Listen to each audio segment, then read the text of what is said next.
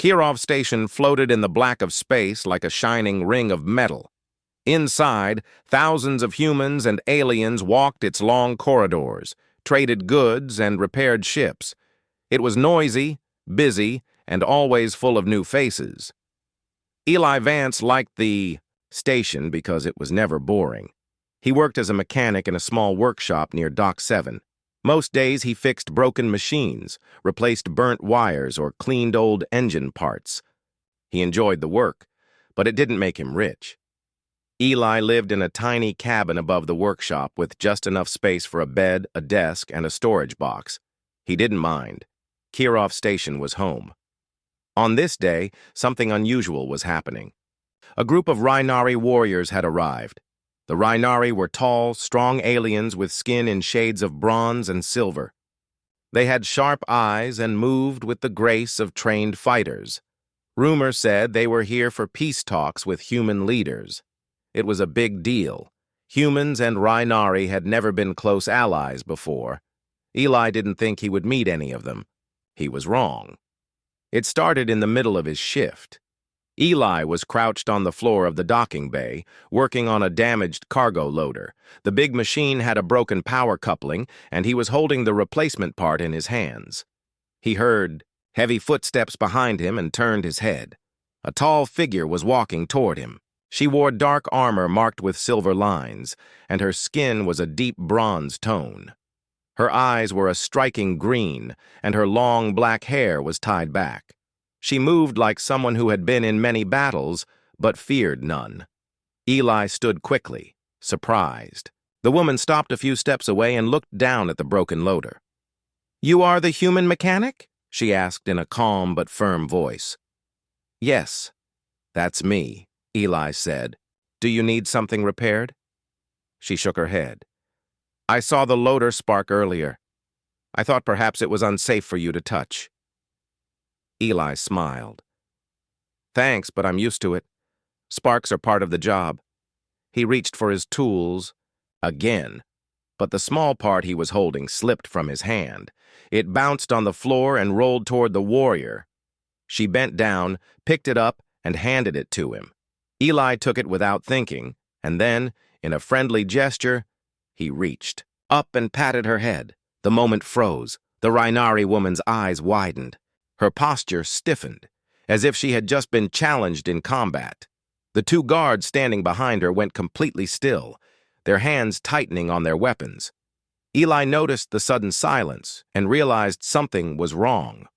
"Oh, sorry," he said quickly. "It's just a human thing.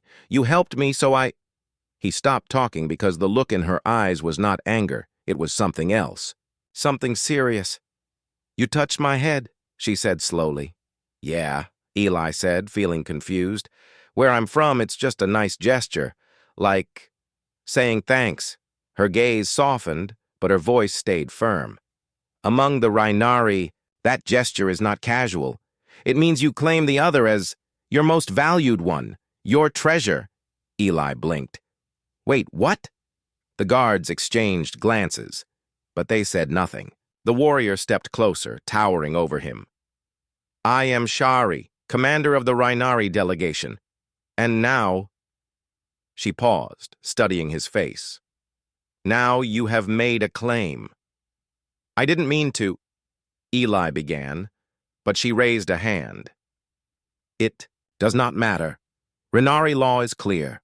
A claim is binding. You touched my head in that way. Now I am bound to protect you. Always." Eli didn't know whether to laugh or panic. The situation felt like some strange joke, but Shari's serious tone told him it was no joke at all. "I think there's been a big misunderstanding." He tried again. "Perhaps," she said. "But a misunderstanding changes nothing. You are now under my guard." Before Eli could answer, a station announcement boomed through the dock. "All Rhinari delegates report to Conference Hall 2. Shari looked at her guards. "Return to the hall. I will join you shortly." The guards hesitated, glancing at Eli, then obeyed. She turned back to him. "I will see you again, mechanic. Do not leave this station without telling me." Then, She walked away, leaving Eli standing with the broken loader and 1,000 questions. For the rest of the day, Eli kept replaying the moment in his head. Had he really just done something so important in Rhinari culture? And if so, why did it sound like it was going to change his life? That evening, he closed the workshop and went up to his cabin. He tried to focus on his dinner, but the image of Shari's piercing green eyes kept returning to him. There was something about the way she looked at him, not anger, not fear, but something fierce, as if she had already decided he mattered. He told himself it was just a cultural thing, that it would blow over in a day or two. He was wrong again. The next morning, Eli walked into the workshop and froze. Shari was standing inside, her arms crossed, scanning the room. She wore lighter armor today, but still carried a long weapon on her back. "Morning," Eli said nervously. "What are you doing here?" "Guarding you," she answered simply. "I don't need guarding," he said. "This is the safest place on the station." She shook her head. "No place is safe if someone decides to take what is treasured." Eli opened his mouth to argue, but before he could, a faint beep came from her wrist device. She tapped it and read the display. Her eyes narrowed. "What is it?" Eli asked. "An unknown signal," she said. "Encrypted. Coming from somewhere. Close. It might be nothing.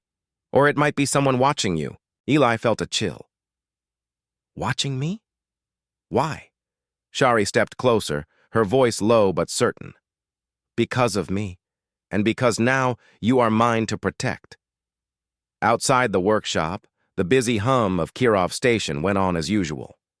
But Eli could feel something had shifted.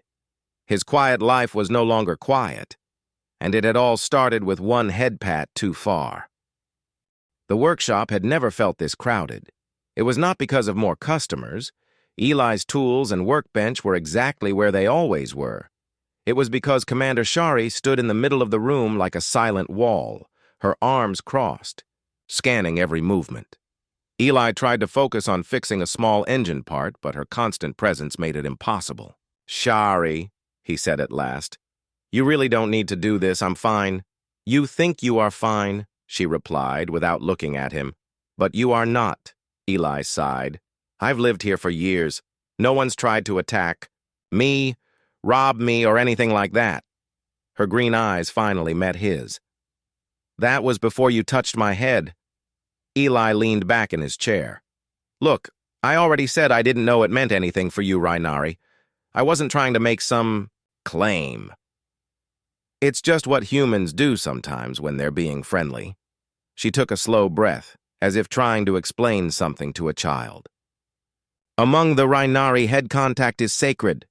It is a sign of trust, loyalty, and belonging. When you gave me that gesture, you spoke without words. You told me I am yours." "That's not what I meant," Eli muttered. "It does not matter." "What you meant," Shari said firmly. "The meaning is now there. And because you made that claim, I am bound to keep you safe. If anything happened to you, my honor would be broken forever." Eli ran a hand through his hair. "So, you're going to stand here all day, every day?" "Yes," she said simply. News travels fast on Kirov Station, and it was not long before others started noticing the strange sight, a human mechanic being shadowed by a tall Rhinari warrior everywhere he went. Some people gave Eli curious looks. Others whispered behind his back. A group of dock workers even stopped him to ask if he had joined the Rhinari Guard or if Shari was his bodyguard. When Eli tried to explain it was a misunderstanding, they just laughed and walked away. By the third day, Shari was following him not only in the workshop but also in the cafeteria, the corridors, and even the small supply shop down the hall. She carried herself like someone expecting trouble at every turn. Eli found it frustrating, but also strangely comforting. Despite the inconvenience, there was a certain security in knowing that if anything happened, Shari would be there in an instant. It was on the fourth day that things changed. Eli had been asked to check a delivery drone that kept going off course. The drone's docking bay was a little quieter than most areas. Dim lights, humming machinery, and only a few workers. He crouched near the drone, checking its sensors, while Shari stood watch by the entrance. Everything seemed normal until a group of 3 figures entered the bay. They wore long coats and hoods that covered most of their faces. At first, Eli thought they were just delivery crew from another ship. But then one of them made a quick hand signal, and 2 others moved to block the exit. The third walked toward Eli. "Hey," Eli said, standing up. "Can I help you with something?" The figure didn't answer. Instead, he reached inside his coat. Before Eli could react, Shari moved. She crossed the space between them faster than Eli thought possible. Her arm shot out, grabbing the man's wrist before he could pull anything from his coat. With a twist and a push, she sent him stumbling into the wall. The other 2 rushed forward, but Shari met them with swift, precise strikes. 1 kick to the knee, 1 sharp push to the chest. They fell back, groaning. "Go!" she barked at Eli. Eli didn't argue. He grabbed his toolkit and ran toward the maintenance exit. Shari followed, keeping herself between him and the attackers. Within moments, they were back in the safety of the busier docking corridor. "What was that?" Eli demanded, still catching his breath. "Attackers," Shari said simply, scanning the crowd. "They were trying to take you." "Take me? Why would anyone?" Shari's expression grew more serious. "Because of the treaty." Eli frowned. "What treaty?" "The reason my people are here," she said. "The Rhinari and humans are discussing an alliance, trade, defense, cooperation. Not all groups want this. Some will try to stop it. Kidnapping you would give them leverage." Eli blinked. "Leverage? I'm just a mechanic." She looked at him as if the answer was obvious. "You are under my protection. That makes you important." Eli groaned. "So you're saying people might actually come after me? Just because of this head pat thing?" "Yes," Shari said without hesitation. That night, Eli couldn't sleep. Every creak of the station seemed louder. Every footstep in the corridor made him wonder if someone was coming for him.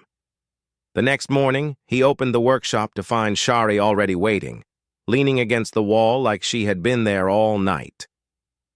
"Morning," Eli said, trying to act casual. "Morning," she replied. "I checked the area. It is clear." "You stayed here the whole night, didn't you?" "Yes," she said, as if it were nothing unusual. Eli didn't know whether to be impressed or concerned. "You don't have to—" "I do," Shari interrupted. "Until the threat is gone, I will be at your side. Always." Eli sighed. "I guess there's no way to convince you otherwise." "No," she said, and for the first time, a small smile touched her lips. "And one day, you may be glad for that." Later that day, as Eli repaired a damaged water pump, Shari's wrist device beeped again. She checked the signal, and her eyes narrowed. "What is it now?" Eli asked. "The same unknown signal as before," she said. "Stronger this time. Whoever it is, they are closer." Eli set down his tools. "Closer?" "Yes," Shari said, stepping toward the door. "It seems the real trouble is only beginning." Eli felt his stomach tighten. The misunderstanding that had started with a simple gesture was now pulling him into something far bigger, something dangerous. And judging by the look in Shari's eyes, she was ready for whatever came next. The day began like any other. At least, that's what Eli told himself. He had work orders stacked on his desk, half-repaired machines waiting, and the steady hum of Kirov Station in the background.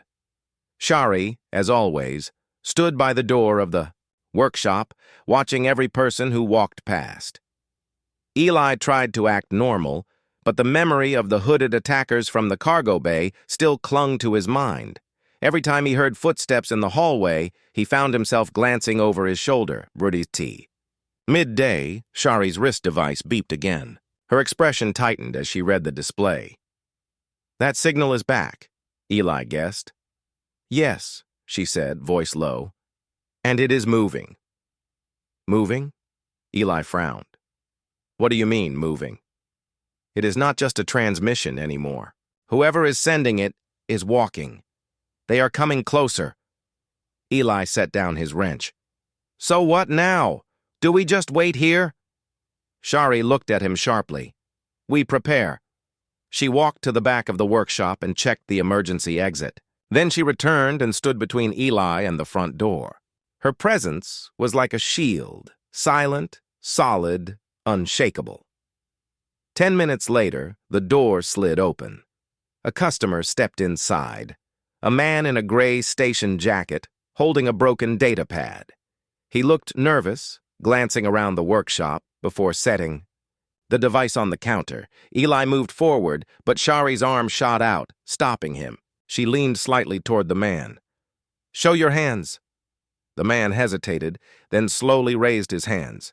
That's when Eli saw it. A tiny black mark on the back of his wrist, shaped like a jagged claw. Shari's voice became ice.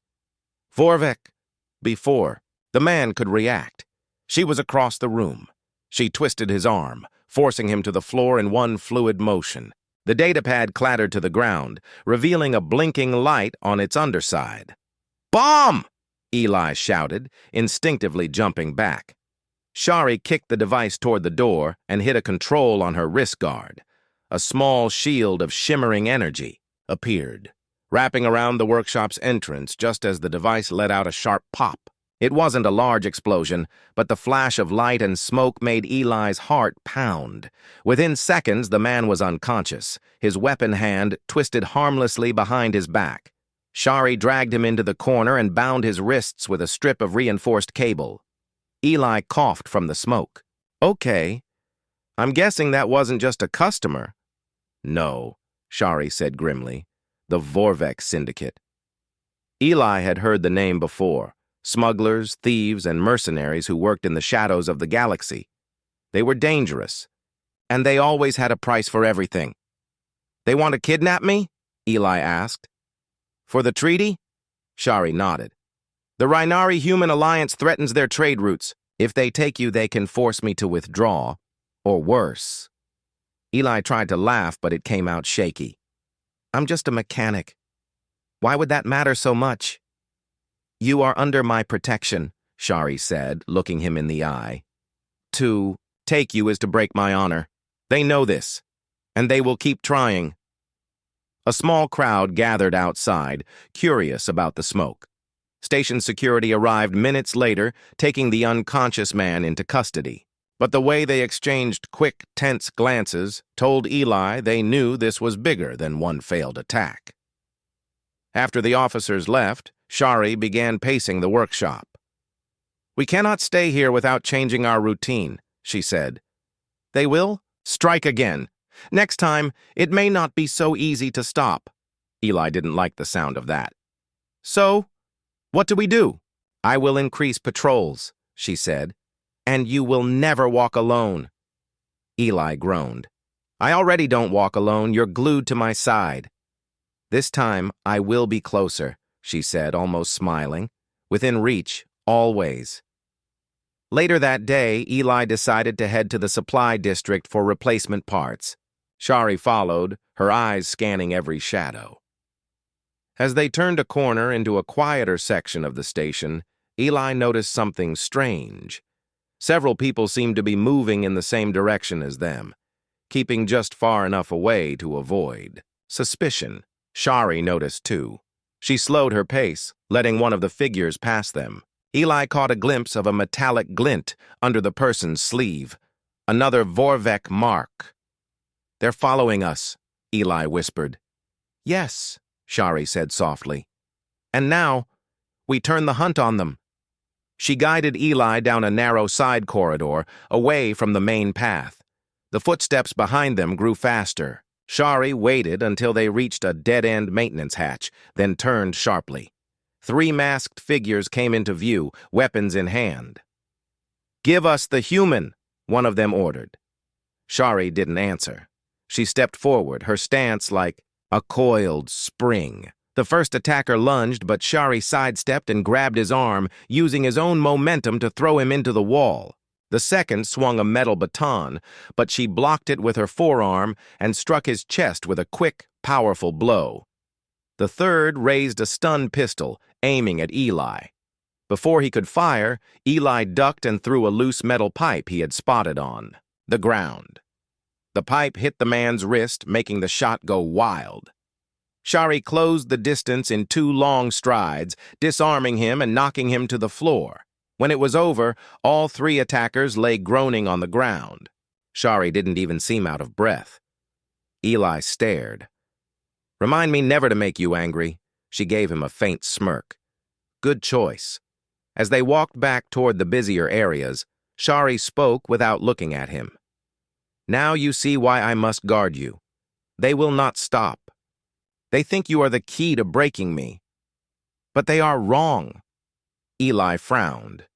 "Because you're too good for them to beat?" She glanced at him. "Because I am not alone." Eli realized she meant him, and despite himself, he felt a small flicker of pride. But as they reached the workshop, the thought lingered in his mind. This was only the first real attack. If the Vorvek wanted him badly enough, the next one would be worse. The workshop felt different after the attacks. Eli noticed it in the way Shari checked every corner before entering, in the way her eyes flicked toward any shadow, and in how she no longer stood near the door. She stood between Eli and the door. The Vorvek had tried twice, and both times they failed. But Eli knew it was only a matter of time before they tried again. That morning, Shari spoke before he could even say hello.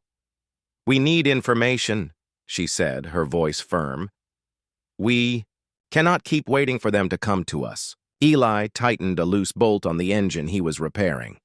"And how do you plan to do that? I'm a mechanic, not a spy." "You know this station better than I do," Shari replied. "You know the tunnels, the shortcuts, and the people who hear things. I need that knowledge." Eli set down his wrench. "So, you want us to work together?" "Yes," she said. "An alliance. Until this threat is gone." Eli chuckled. "Feels weird making an alliance with someone who already decided I'm her treasure?" Her expression didn't change. "You are, which is why I will not fail."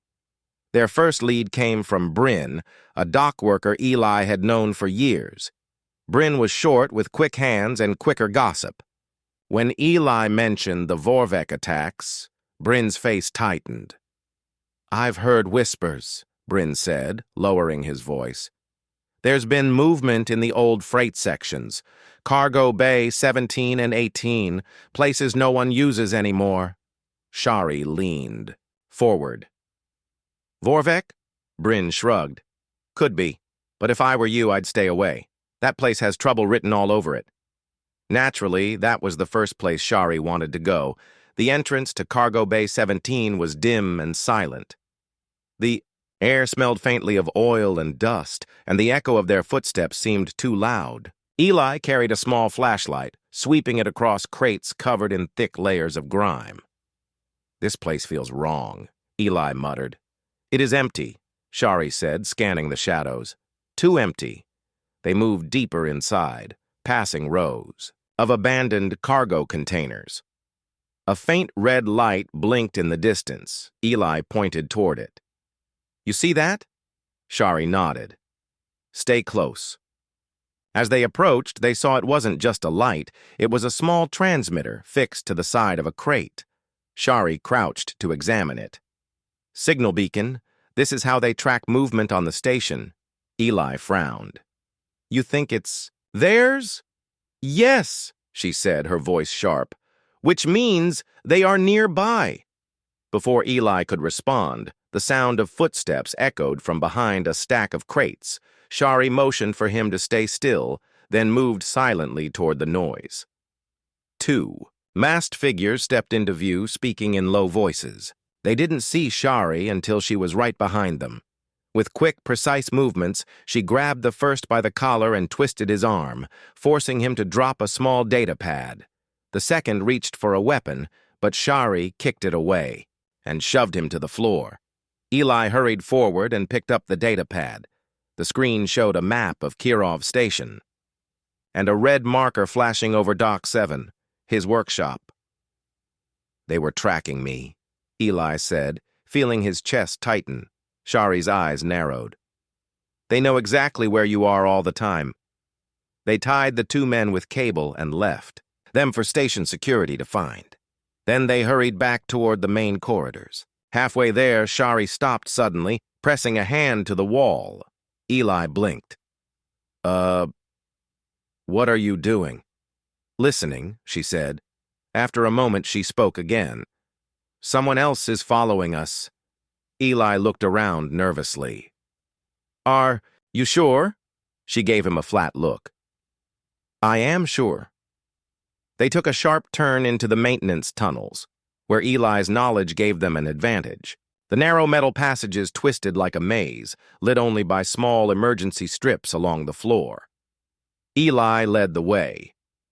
This path comes out behind the food district. If we move fast...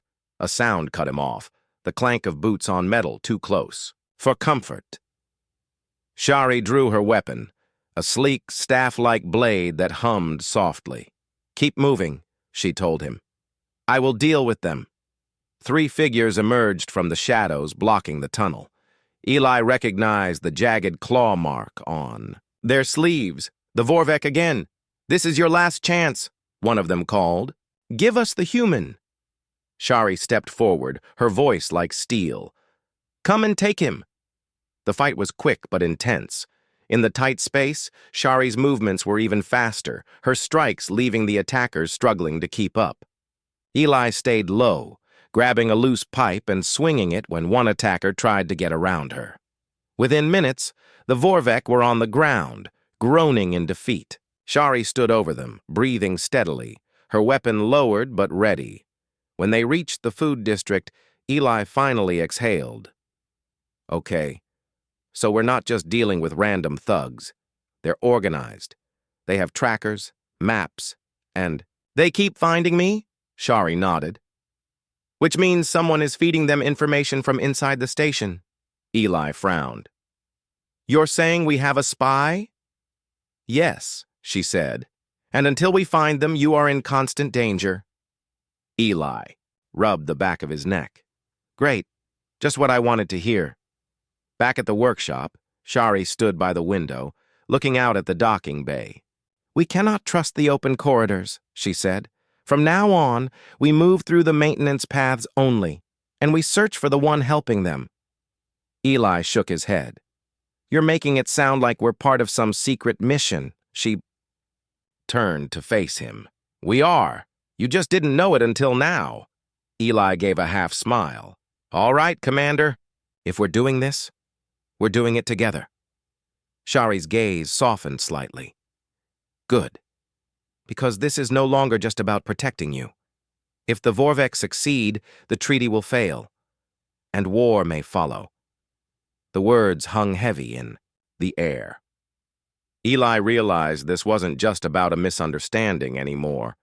It was about the future of humans and Rhinari alike, and somehow he was right in the middle of it. The morning after the festival attack was quiet, too quiet for Alex's comfort. In the streets of the alien city, workers swept away broken stalls and scattered decorations. The sweet smell of fruit wine was replaced by the bitter scent of burned wood. Talra had not left Alex's side since the night before. Her long tail moved behind her, swishing in slow arcs like a warning signal to anyone thinking about getting close. Every step she took was measured, her golden eyes scanning the crowd for danger. Alex noticed her hand resting near the hilt of her curved blade. You know, he said quietly. You don't have to guard me every second. Talra looked at him sharply. Yes, I do. You are not safe anymore. Last night proved it. He opened his mouth to argue, but closed it. She was right. The attackers had been bold, moving through the festival crowd without fear. And that strange phrase they'd shouted, "Return the human!" still echoed in his mind. They reached the gates of the city's council hall. The guards, tall and broad with spears of polished stone, stepped aside when they saw Talra. She led Alex inside, down a long hallway lined with banners. The council members were already gathered, their robes a swirl of deep blues and silvers. Councillor Revek, an older alien with skin the color of bronze, stood. "Talra," he said, "you claim the human is under threat. Tell us what you know." Talra's voice was steady. "During the festival, a group of masked raiders attacked. They ignored everyone else and came straight for Alex. They shouted something about him being stolen from them. This was no random act." The council members exchanged uneasy glances. Alex shifted uncomfortably. "Do you know who they were?" Ravek shook his head. "Not for certain. But there are whispers of a faction beyond the mountains. They believe humans are valuable for reasons we do not fully understand." "Valuable?" Alex frowned. "I'm just a guy from Earth. I don't even know how I got here." Another counselor leaned forward. "That may be exactly why they want you." The discussion grew tense. Some argued Alex should be moved to a secure location. Others said he should leave the city altogether, before his presence brought more danger. Talra stood firm. "He stays with me. No one will take him while I breathe." Her words silenced the room. Later, as they left the hall, Alex tried to lighten the mood. "You know, you're starting to sound like a dragon guarding treasure." Talra gave him a look, but there was the faintest curve of a smile on her lips. "Then you should be glad the treasure is still here." They walked toward the market district, trying to act normal. But even as Alex browsed strange fruits and glowing fish in glass bowls, he could feel eyes on him. A few alien merchants stared too long, and when he turned, they quickly looked away. That night, the wind howled outside Talra's home. She made a fire and handed Alex a bowl of stew, but neither of them ate much. There was a feeling in the air like a storm waiting to break. It came faster than either expected. A deep thud shook the door. Talra's head snapped up. "Stay behind me," she whispered. Another thud, louder this time.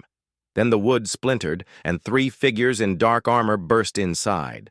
Their faces were hidden, their weapons sharp and strange. One of them pointed at Alex. "The human! Now!" Talra moved like lightning. Her blade flashed, deflecting the first strike. She kicked the intruder back, sending him crashing into the wall. But the other 2 rushed forward. Alex ducked behind the table, heart pounding. He wanted to help, but he had no weapon, no training. One attacker leaped at Talra, but she sidestepped, slicing his spear in half. The last intruder tried to grab Alex, but she was faster. Her tail whipped around, knocking him off his feet. In moments, the fight was over. The intruders lay groaning on the floor. Talra's chest rose and fell as she stood over them. "Who sent you?" she demanded. One spat something in a language Alex didn't know. The city guards arrived minutes later, taking the attackers away. Talra locked the door behind them and turned to Alex. "They will not stop," she said. "Every time they fail, they will try again. Stronger, smarter."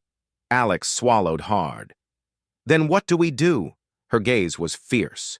"We make the first move." The next morning, they left the city before sunrise. Talra carried supplies, and Alex followed, the road stretching toward the mountains. The air grew colder as they walked, and the path narrowed. "Where are we going?" Alex asked.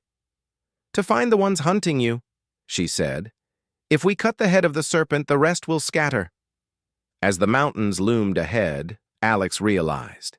This was no longer about an accidental head pat or a strange friendship. This was a war, and he was right in the middle of it. The sky above the outpost was dark with storm clouds. Jagged lightning lit up the alien horizon, and the distant sound of thunder mixed with the low hum of approaching ships. Ralvek's forces were coming fast. Elias stood at the center of the command platform, looking over the small team of humans and aliens who had gathered to defend the outpost. His heart was heavy, but his resolve was stronger than ever. He glanced at Laura, who stood beside him, her eyes sharp and focused.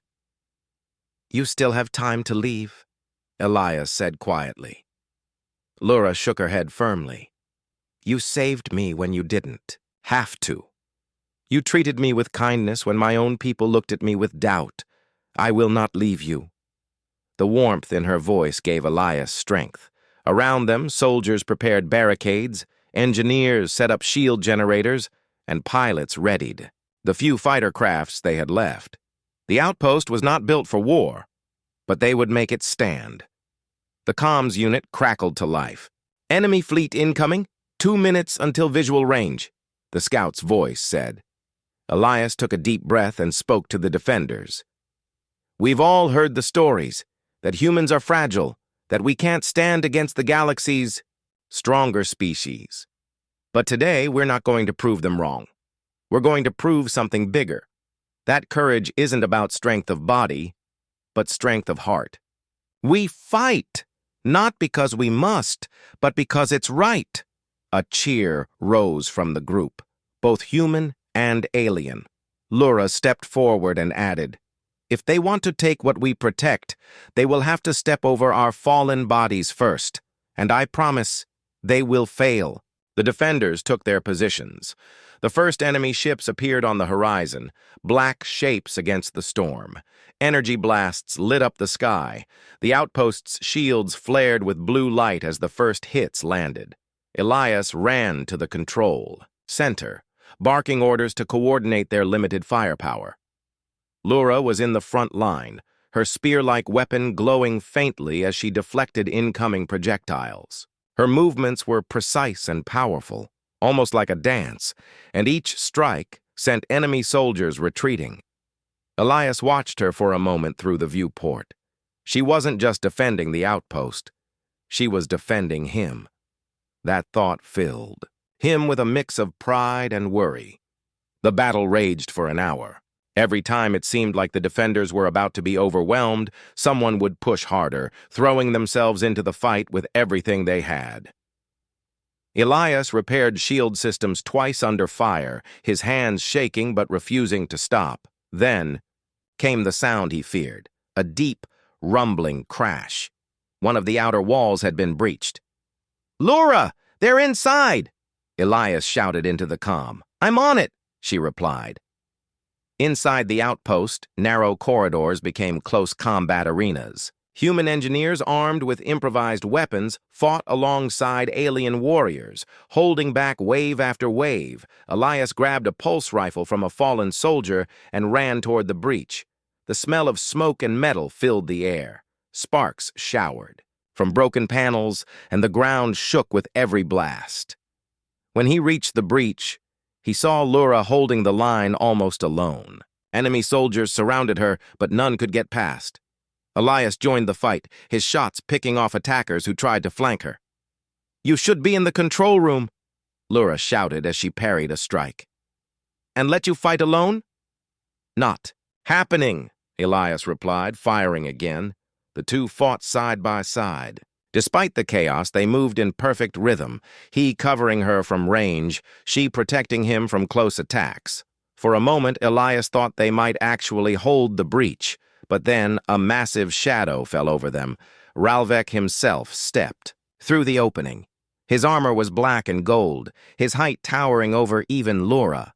His voice was cold. "So, this is the human who thinks he can challenge me." Elias tightened his grip on the rifle, but felt Laura step protectively in front of him. "You will not touch him," she said firmly. Ralvek laughed. "You think you can stop me? You are nothing but a misguided protector." Without warning, he charged. Laura met him head-on, their weapons clashing in a shower of sparks. The sound of metal striking metal echoed through the hall. Elias wanted to help, but Ralvek's sheer size and power made it dangerous to get too close. The duel was brutal. Laura's speed kept her in the fight, but every blow from Ralvek forced her back a step. Elias could see her tiring. Thinking quickly, Elias scanned the area and noticed a damaged power conduit above Ralvek. He aimed his rifle and fired, not at Ralvek, but at the conduit. The metal snapped, and a shower of high-voltage cables fell onto the enemy leader. Ralvek roared in pain as electricity surged through his armor. Lura seized the moment, striking with all her strength and sending him crashing to the ground. The enemy soldiers hesitated. Without their leader, their attack faltered. The defenders surged forward, driving them out of the breach and back toward their ships. Elias and Lura stood over Ralvek's fallen form, breathing heavily. She looked at him, her expression softening. "You saved me again," she said. Elias shook his head. "We saved each other." Outside, the storm was clearing. The enemy ships retreated into the dark sky. The outpost still stood, battered, but unbroken. The defenders began cheering. Lura looked at Elias as if he was the most valuable thing in the galaxy. She didn't say it aloud, but he could feel the truth in her gaze. She would never let anything take him from her. And for the first time since the fight began, Elias let himself smile. The battle was over. The dark clouds had cleared, and the sky was a deep, peaceful blue. Elias stood at the edge of the outpost's wall, looking out at the stars.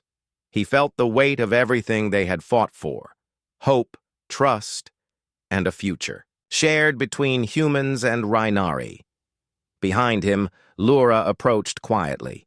Her steps were soft, but her presence was strong.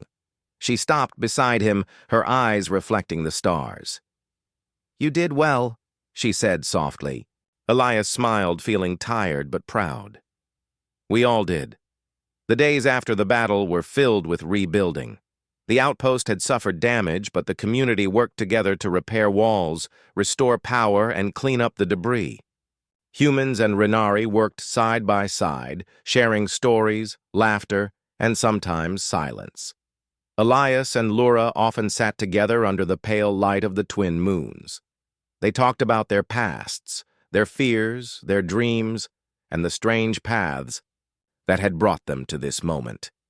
For Elias, it was hard to believe that not long ago he had been just a mechanic on a space station, unaware of the wider galaxy.